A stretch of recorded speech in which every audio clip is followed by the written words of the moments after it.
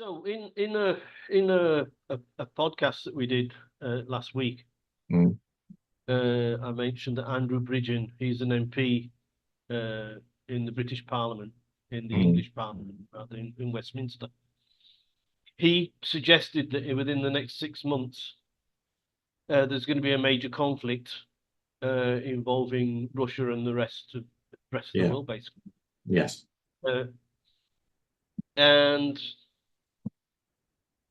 a lot has happened since last week Mm, that might suggest that this major conflict is going to happen sooner rather than later.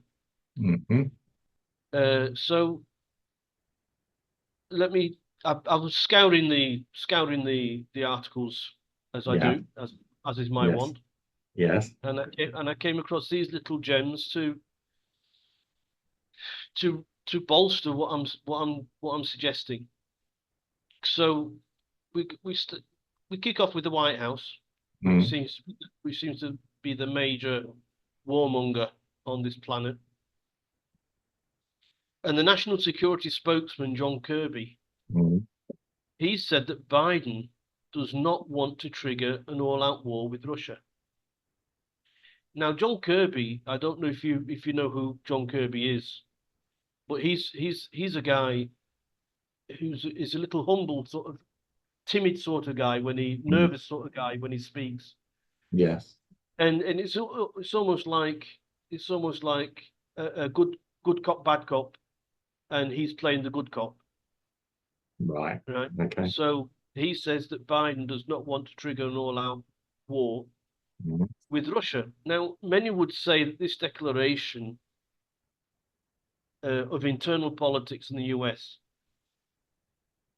if it's anything to go by, it's a classic example of gaslighting, mm, where you say to your enemies, mm. of course we don't want that, when really you do. Yes. Yeah. You know, and it's to make yourself look like the innocent party of of Mm. a of a conflict. No, we don't want to do that. Of course No, we no, of don't. course not. No, no. You're gonna put yourself in a position where your opposition, Mm. if they strike you first, you're gonna say, "Ah, we never wanted this. We said so." Yeah. You understand what I mean? Yes. Yeah.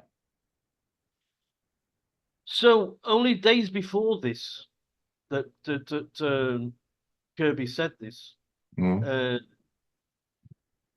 Biden, he authorized the use of larger missiles for Ukraine to be fired into the heartland of Russia. mm. And this was said by the bad cop, Antony Blinken. Yeah. He's the guy who's beating his chest to Well, yes. Yeah. to try and Yeah. show that that the US is a major player on the world stage when it's getting less and it's getting pushed to the side a No, little it's bit, not being taken as seriously at the moment. Yes. Yeah. say, right? Mm, So what the American government is saying, that if a broader conflict happens, they're mm. covered because they declared that they didn't want it to happen. Basically, that's what Yeah. that little scenario is all Mm. about. Oh, nice to know. Yeah. And they need to the American government needs to know that trying to gaslight Putin Mm. will not work. He's a little bit different than an American voter, a person of public, Yeah. where the US government is gaslighting their public, Mm. saying that there's no inflation, saying the economy is great and that prices are cheap in the shops, when the truth is the absolute Yeah. Okay. opposite. Yeah. But I digress Yes. about that. Germany is going to start making ammunition in Lithuania. Uh, right, Rheinmetall, which is an arms manufacturer in Mm. Germany, is going to start building the plant in Lithuania, but the starting date has not been revealed as of yet. Mm. And this is on the heels of NATO General Secretary declaring that NATO underestimated the capacity of Russia to produce missiles 3 times faster than the West. So it's like NATO said, "Uh-oh, you know, the Russians are making their weapons faster. Yeah. We're gonna have to revamp our capacity and make the same amount of weapons so that, you know, so that we don't fall behind and become prisoner of our own ineptitude."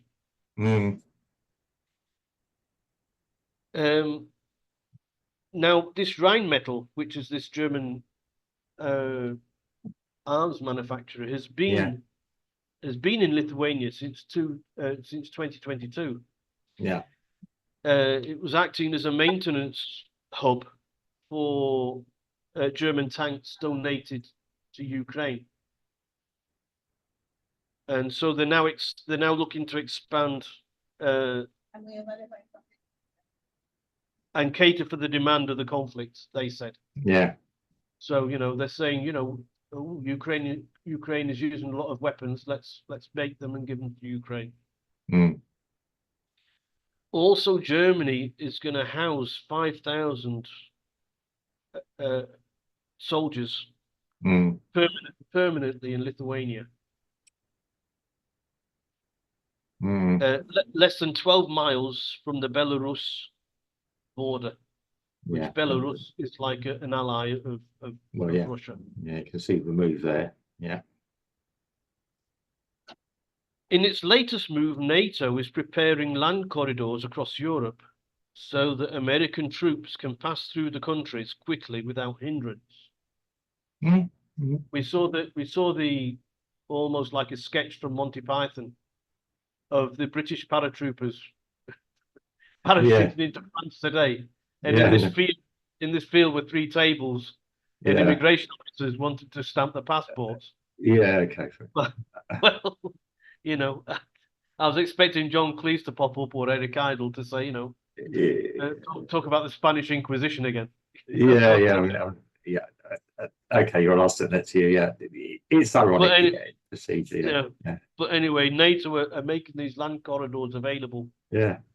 So that American troops can pass through the countries. Last year, the US-led military bloc for Europe, where Nick Clegg said that Europe would not have an army, and Nigel Farage said, yes, it will.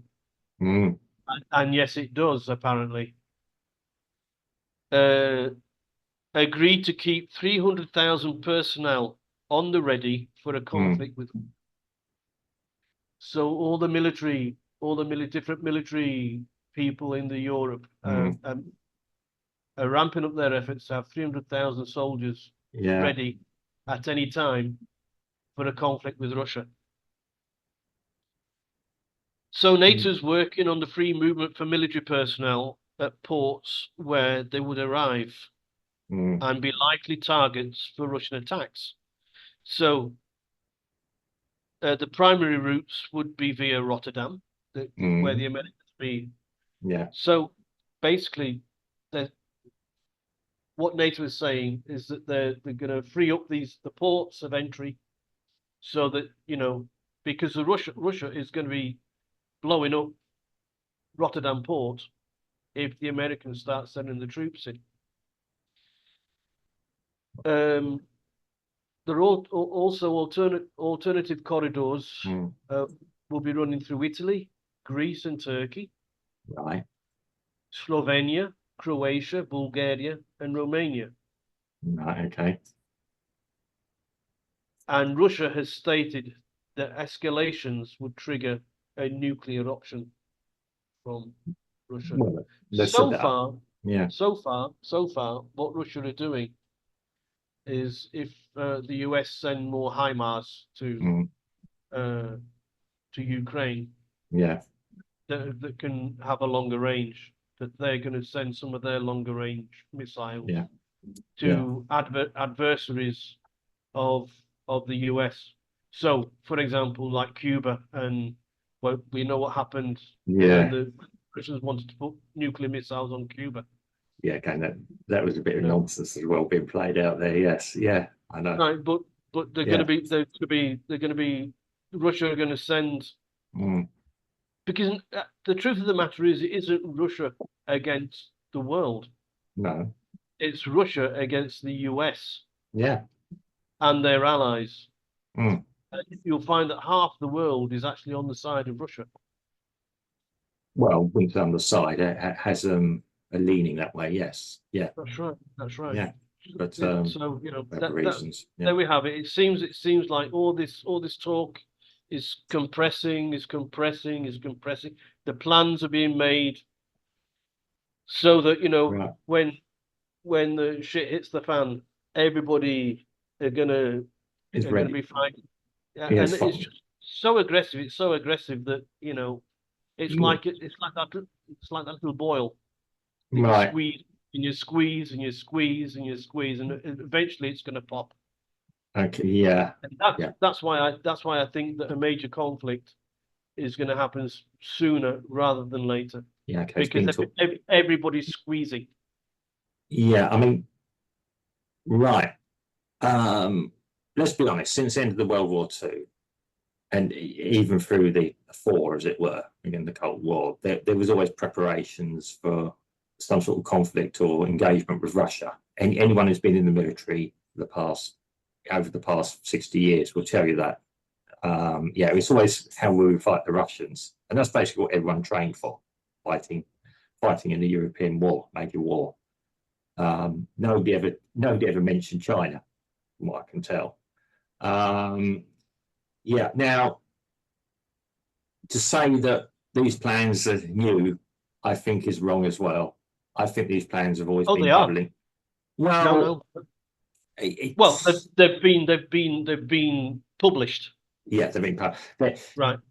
But we don't know we don't know what's going on behind closed doors. Yeah, I mean, there'd always be war gaming and planning what we would do in this scenario and that that's scenario. Right. And that's right. And what's being published is what we can go by, what we know. So we're now publishing. We don't know what's going on behind closed doors. Yeah, it could be a lot worse than this. It's going to be a lot worse. And actually, to be quite honest, this is probably exactly what Russia are planning for, and they know there's going to be other things as well. Don't forget, the Russians aren't asleep. Yeah, and they're not just shaking their fists. I mean, all they've said is, yeah, if you do this, this is what we plan to do. We're not going to tell you exactly what we're going to do. I mean, yeah, if on Russia Today, RT Today, there was an advisor. Yeah, because we still get that in Brazil, people. We still can see what the enemy's up to, as it were. Yeah, they're talking. Yeah, there was that advisor who was talking about, let's just drop a small nuclear weapon somewhere in Europe and just focus minds, as it were. I mean, yeah. Which has always been the Russian, I believe, the Russian idea anyway. You want to start something, we'll just lob a heavy firework at you, and you decide. Yeah, if you want to take it on. I mean, yeah, we all know that Russia could annihilate Europe, and the rest of the world could annihilate Russia. MAD, mutually agreed destruction. I mean, yeah, possibly there is an escalation. It's been coming over many years. It's not new. I was talking to Germans and everything some years ago, and what was happening around Eastern Europe was worrying us from our own people. The moving, encroaching on Russia. Why was that happening? I thought, the Cold War had ended. We're not best mates with Putin. I mean, okay, he's going to have said some things in a recent interview with a certain American journalist. Fair enough, that's his point of view, or is what he wants the world to think. Again, gaslighting a little bit there. It's strange that a lot of what he said hasn't actually been refuted with evidence. So I find that very peculiar. Not that I've seen anyway, but yeah. I really don't know. There does seem to be plans being drawn up. As I said, why are we suddenly being bombarded with all this information? Is it hiding something else? Look over here, but don't look here. Suddenly we've announced, we've got to increase our defence spending. Where you guys been for the past 13, 15 years then? Yeah, of everything going on. Yeah, I mean, the other question I do ask is, do we need? You needed some land forces. Do we need them as big as been the numbers being put around with modern warfare? In